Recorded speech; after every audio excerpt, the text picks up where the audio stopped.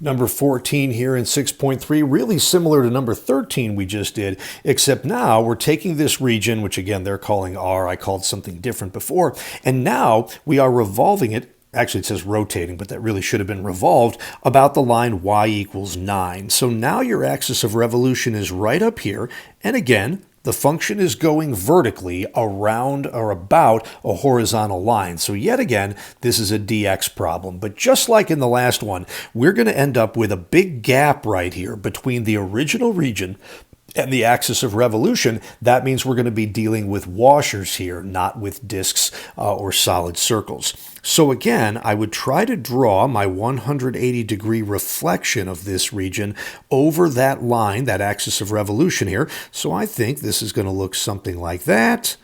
And that looks better than my one on the last one. Okay, gotcha. And again, I'll try to give this thing some depth to it by kind of showing you that, all right, it looks like this.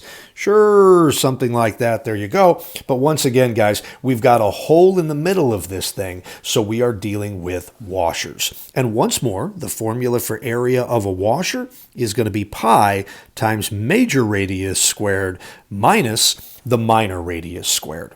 So what would we do with that? All right, I'll try to use the same colors I used on the last problem. To draw big R, we always start at the axis of revolution, guys, and we go to the original function here through the first curve and all the way down until we hit the second curve. So that in green is going to be big R. And how do we measure a vertical piece?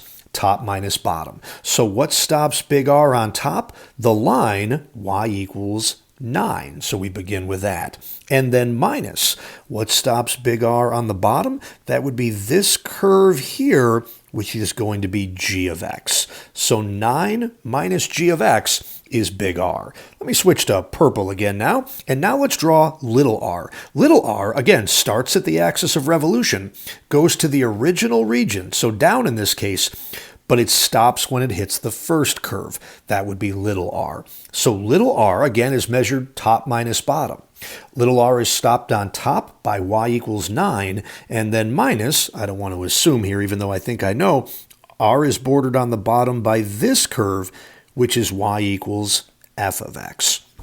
Okay, so that's what big R and little r are equal to, and so therefore the area of our washers as a function of x is going to be a pi out in front, and now starting brackets, big R here is going to be 9 minus g of x, quantity squared, and then minus little r, 9 minus f of x, quantity squared, and that's going to be our integrand here if we were going to find the volume in number 9. Now, yet again, just like in number 13, the pi probably should be there, and it's not. Okay, but I think I can tell here, looks like our answer here is going to be option number 4 for problem number 14.